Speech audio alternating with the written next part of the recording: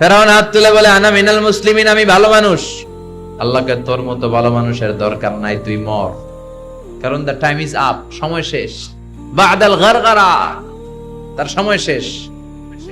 মুসা আলাইহিস সালামের চাচাতো ভাইয়ের নাম ছিল কারুন, বিশাল সম্পদের মালিক আল্লাহ বানিয়েছে।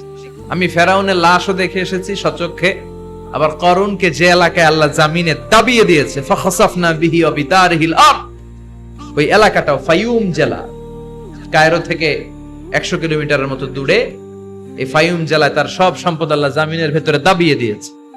মুসা আলাইহিস সালাম বললেন, কারণ তোর তো অনেক সম্পদ, তুই আল্লাহর রাস্তায় যাকাত দে। তুই আগে তোর হৃদয়টারে খোল, এরপরে তোর হাত খুলবে। আগে হাত খুল, তোর হৃদয় খুলবে, ঠিক কি না? সে কয় না, আমি যাকাত দেব না, কারণ এগুলো আমার আল্লাহ দেয় না, এটা আমি নিজে কামাইছি। ইন্নামা উতীতুহু আলা ইলমিন ইনদি, আমার ইন্টেলেক্ট, মেধার বুদ্ধি খাটিয়ে এই সম্পদের মালিক আমি হয়েছি। মুসা আলাইহিস সালাম বললেন, তাই তাহলে আযাবের অপেক্ষা কর। আল্লাহ আযাব পাঠালেন, ফাখাসাফনা বিহি ওয়া বিদারিহিল আরদ। কারণ কারণের সব সম্পত্তি আল্লাহ মুহূর্তের মধ্যে জামিনের ভিতরে ঢুকাতে লাগলেন। কারণের পা ঢুকে গেল, ঢুকতে ঢুকতে হাঁটু পর্যন্ত ঢুকে গেছে জামিনের ভেতর। কারণ ভাবছে উঠা যাব, আমারে আটকাইতে পারবে না। এরপরে কোমর পর্যন্ত গেল, কয় উঠা যাব। এরপরে গলা পর্যন্ত, কয় মুসা সব সম্পত্তি তোরে আর তোর আল্লাহরে দিয়ে দিলাম, আমারে বাঁচা, আমারে। ও মুসা, এতক্ষণ শুধু যাকাতের সম্পত্তি দেয় না, এখন কয় সব তোর, সব তোর আর তোর আল্লাহ, আমারে খালি তুই বাঁচা। এখন তওবা কবুল হবে? ওই যে আনা মিনাল মুসলিমিনের স্টাইল আছে না নাই? এজন্য এই গরগরানি মৃত্যুর একেবারে ফাইনাল স্টেজ আসার আগে যদি আপনি ক্ষমা চান, ক্ষমা করবে কে? 2 নাম্বার, বাদা তুলুইশ শামসি মিন মাগরিবিহা, কিয়ামতের আগ দিয়ে পূর্ব দিক থেকে সূর্য না ওঠে, পশ্চিম দিক থেকে সূর্য ওঠা শুরু করে দিবে। তখন যদি তওবা করেন, তওবা কবুল হবে নাকি? এর আগ পর্যন্ত যখনই আল্লাহর ডাক দিয়ে তওবা করেন, তওবা কবুল করে নিবে কে?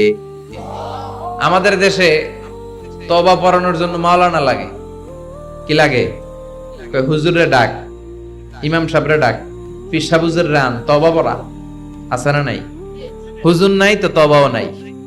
হুজুর এলাকায় নাই, হুজুর 3 দিন ধরে ছুটিতে আছে, কয় এখন তো তওবা পড়া যাবে না, কারণ হুজুর ছুটিতে।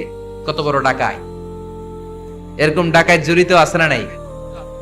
তওবা পড়তে হুজুর লাগে? কথা কন।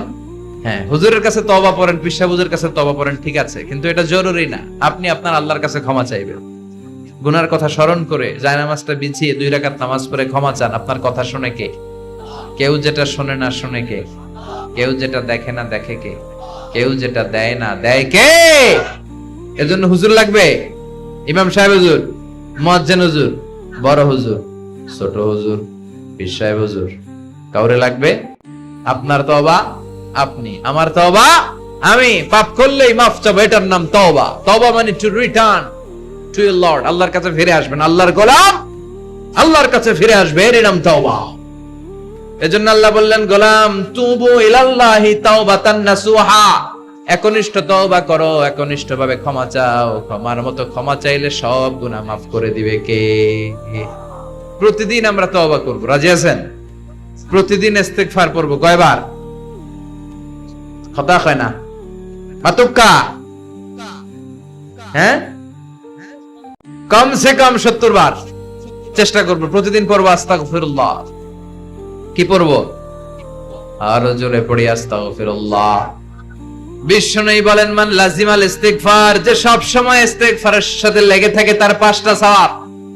1 নম্বরে জাআলাল্লাহু লাহু মিন কুল্লি দিকিন মাখরাজা, বিপদে পড়লে উদ্ধার করবে কে?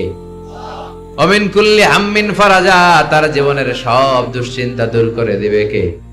তাকে টেনশন মুক্ত করবে কে? আমাদের জীবনে টেনশন আছে না নাই? টেনশন নাই কার কার হাত তোলেন। হ্যাঁ, এই পোলাপান তোকে কি টেনশন? কিরে, পড়ালেখা টেনশন? তার মানে টেনশন নাই এমন মানুষ খুঁজে পাওয়া যাবে না। সবার টেনশন আছে।